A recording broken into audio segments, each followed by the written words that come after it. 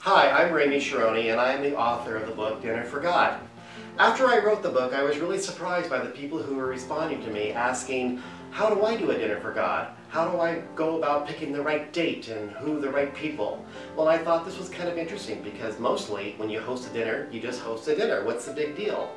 Then I realized that it was a big deal. This particular dinner that people wanted to make happen was a very big deal. Because of the importance of inviting God or divine energy to your table, all of a sudden every detail, no matter how small, became very, very important. So when that happened, I decided to write the follow-up, the Dinner for God Planner. In it, I have written out a very simple step-by-step guide for you to plan out your perfect dinner for God. I begin by asking you, the planner, which dish would you choose? And then we go back and ask, what date would you choose? And why is that an important date for you? Then what guests would you invite? And why are these people the ones that you're going to be inviting? As you begin working with the planner, you'll find the opportunity to write down your own personal experiences as you're having them. Not only will you be able to write down why you chose that date, why you chose the guests that you chose, why you chose the dish that you chose. You also will find a lot of spaces for why the guests chose the dishes that they chose to bring.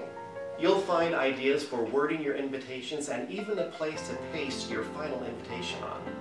There are sections on table themes, seating arrangements, food and planning, a timeline, a couple samples of how you may want to say grace, topics of what might be discussed at the table, and possible ways for each guest to share more of themselves with God and your other guests, even picking out the right chair for God to sit in. The final step suggests ways for you to conclude your evening with a closing prayer or a closing meditation. The book closes with several blank pages for you to journal in later on, thinking about the dinner that you just had. I kind of like to think of the Dinner for God Planner as a sacred journal. This is the time where you get to reflect back on the experience that you had. You get to catch up with the friends and the loved ones that you invited and see what their experiences were. And there's plenty of room to write down this entire experience for yourself. Let this be one of those books that is a sacred coffee table book and you can refer to time and time again. The Dinner for God Planner is available on Amazon and dinnerforgod.com. And when you've had your Dinner for God, please check me out and let me know that you've had it at ramey@dinnerforgod.com.